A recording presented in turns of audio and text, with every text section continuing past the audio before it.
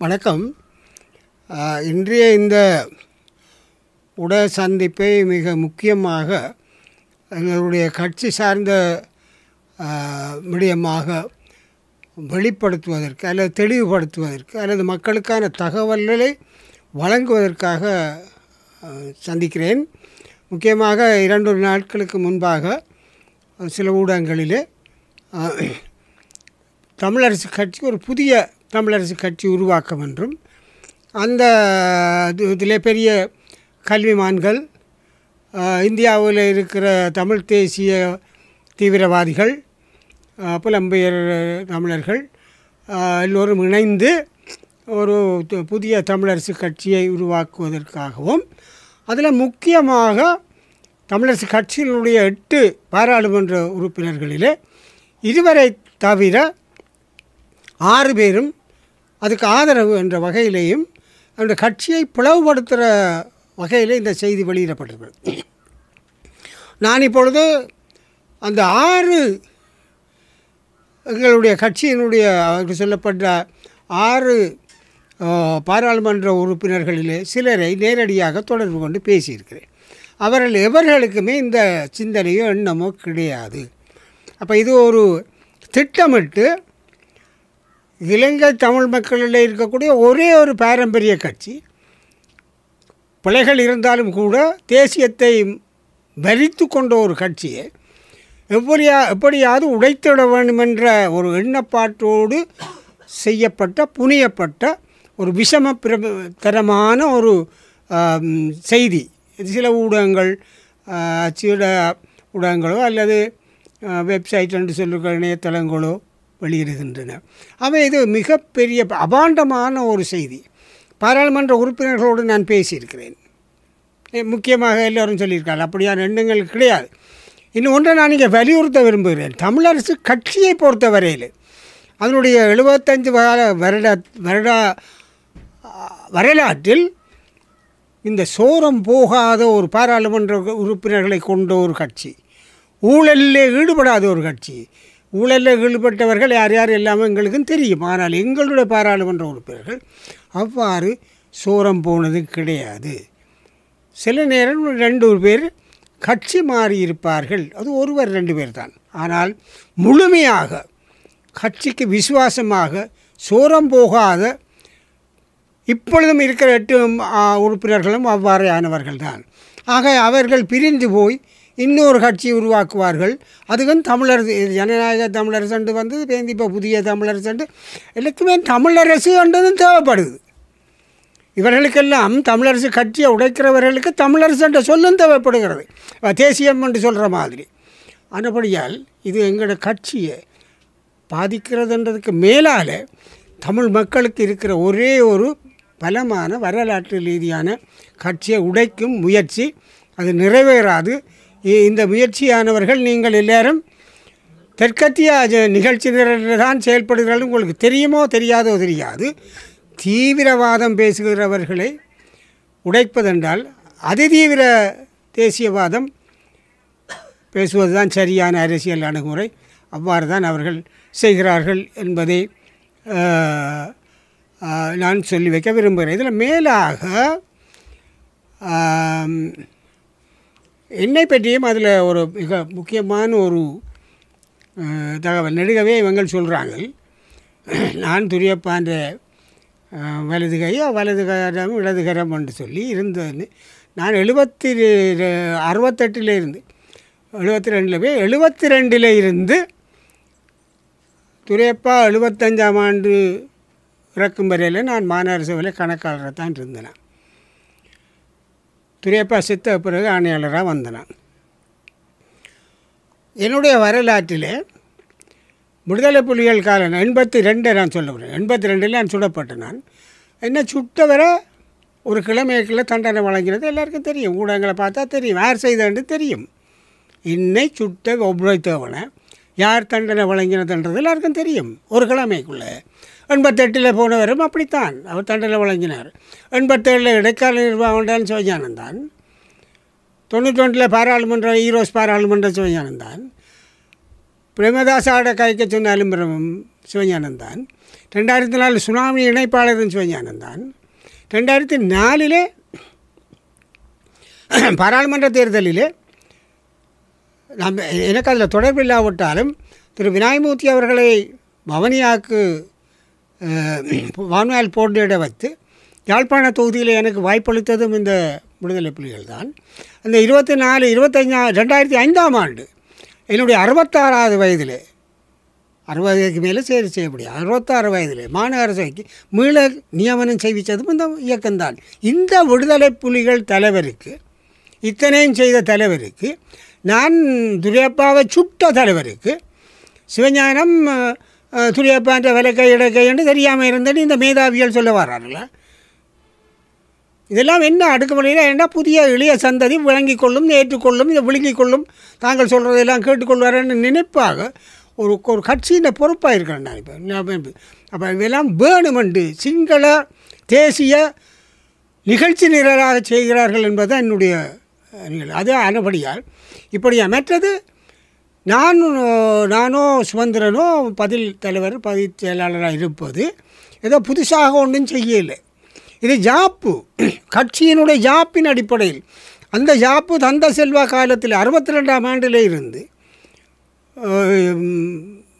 அமலில் இருக்கிற ஜாப்பின் அடிப்படையில், வார்த்தைக்கு வார்த்தை ஜாப்பின் அடிப்படையில் தான் நான் பதில் தலைவராகவும் சுதந்திரன் பதில் செயலராகவும் இருக்கிறோம். இதில் நம்ம ஏதாவது ஜாப்பை குளறுபடி செய்தோ புதுசாக திருத்தி அமைச்சோ நாங்கள் 2 பேரும் அந்த பதவிக்கு வேற இல்லை.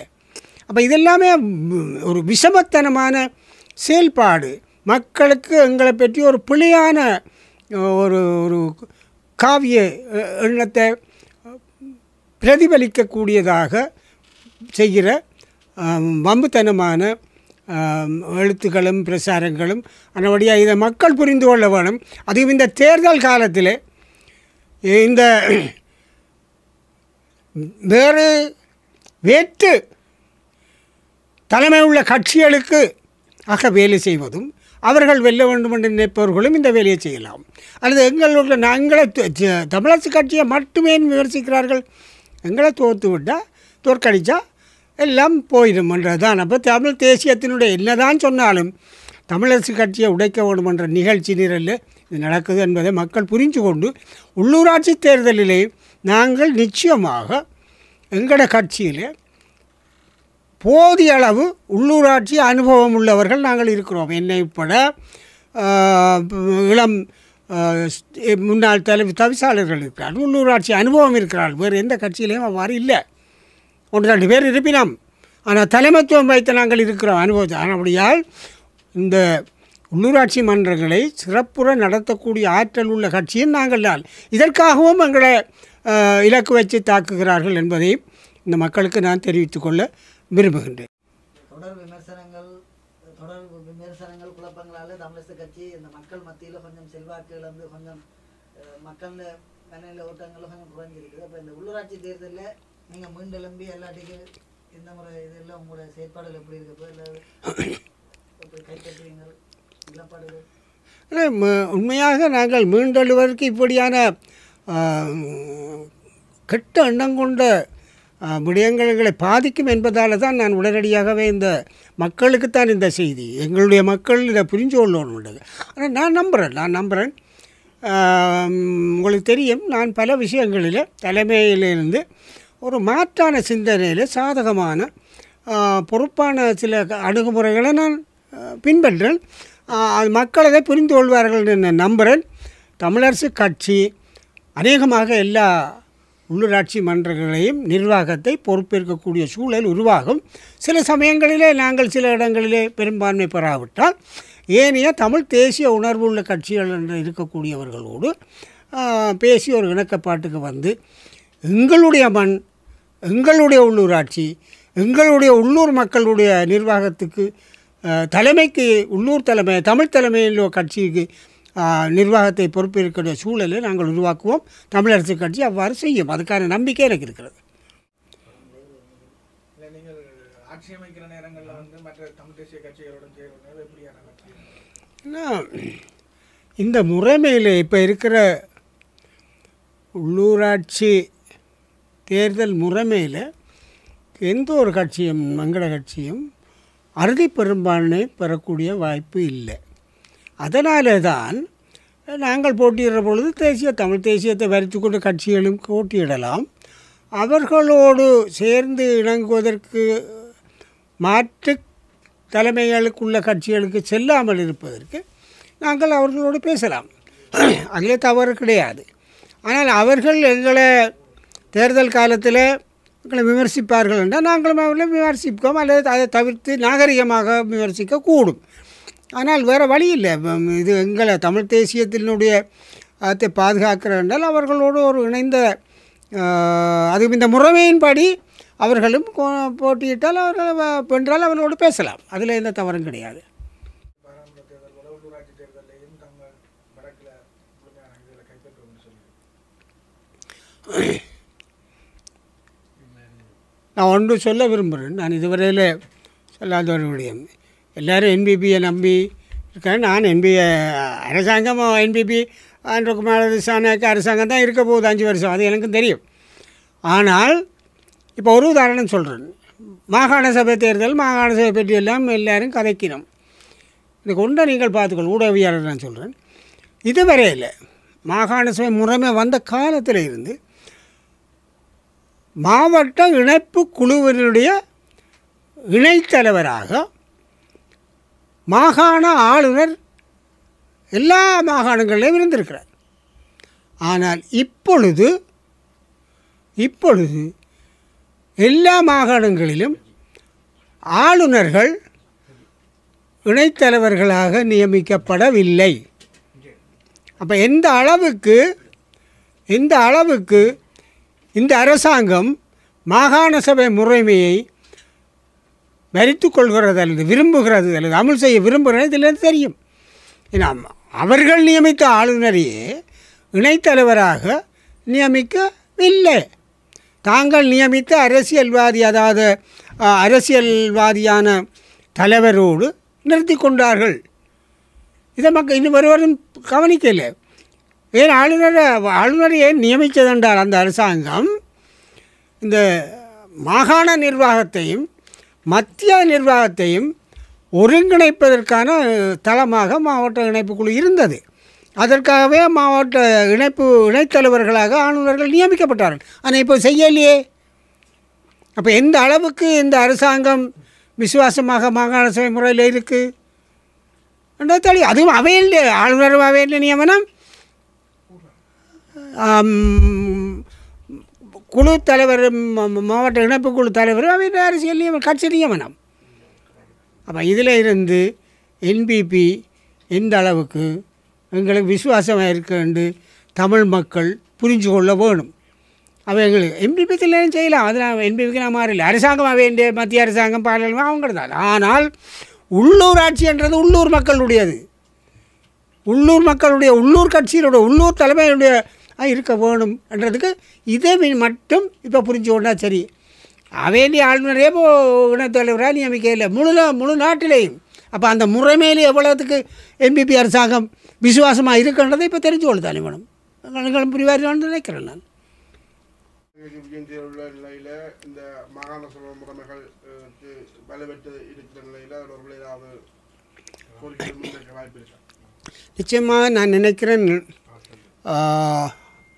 இந்திய பிரதமரை சந்திக்கக்கூடிய வாய்ப்பு தமிழரசு கட்சிக்கு கிடைக்கும் என்று தான் நான் நம்புகிறேன். அப்படியான ஒரு சந்தர்ப்பத்தில் மாகாண சபை முறைமையோடு ஏனைய விடயங்களையும் நாங்கள் இந்திய பிரதமரது கவனத்தில் கொண்டு வருவோம்.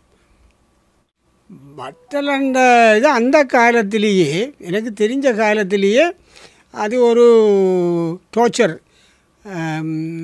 கேம்ப்னு சொல்லி பேசப்பட்டதும் அதில் இப்போ முன்னாள் ஜனாதிபதி ரணில் விக்ரமசிங்கே அவர் இளமை காலத்தில் அவருடைய தொடர்பு இருந்ததாகவும் பேசப்பட்டு தான் வந்திருக்கு. அந்த அறிக்கையும் கிட்டத்தட்ட அந்த ஆணைக்குழு அறிக்கையும் அவ்வாறான ஒரு நிலையைத்தான் உறுதிப்படுத்தி இருக்குது. அதுபடியால் இது காலங்கடந்தானாலும் உண்மையேக்கான வழிகொண்டு வந்து அதை பகிரங்கப்படுத்தி அரசாங்கம் செய்வது சரியென்று நான் நினைக்கிறேன். மற்றலண்டை வந்து அந்த நாட்டில் இருக்கிற அந்த நாட்டு மக்களுக்காக அங்கே என்ன செய்த விளியம். எந்த அரசாங்கமும் தமிழர்களுக்கு என்ன செய்தாலும் அது சரி வேண்டு நியாயப்படுத்தி கொண்டு தானே இந்த அரசாங்கங்கள் வந்திருக்கு. அதுதான் அவங்களோட பாலிசி.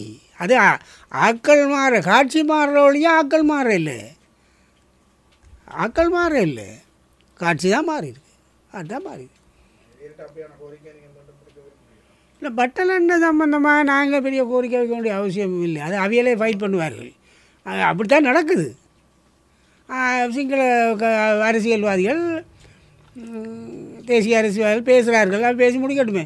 நாங்கள் அதில் எங்களுக்கு நாங்கள் பெரிய வில்லங்கமே இல்லை. எங்களே அவரும் சேர்ந்து எல்லோரும் சேர்ந்து எங்களை அப்படி எத்தனை பட்டலம் இந்த மண்ணில் நடந்திருக்கு. ஒரு பட்டலம் தான் அதை பேசிக்கணும். இங்கே எத்தனை ஆயிரம் பட்டலம் தான் இங்கே கொடுமை செய்யப்பட்டிருக்கு, கொடூரமாக காயப்பட்டிருக்கு, கொடுமை செய்திருக்கிறார்கள். அந்தபடியாக இல்லை. அது எல்லாத்துக்கும் விசாரணை நடக்க போதோ இல்லை. இதுக்கு தான் ஆணைக்குழு நியமித்தேன்.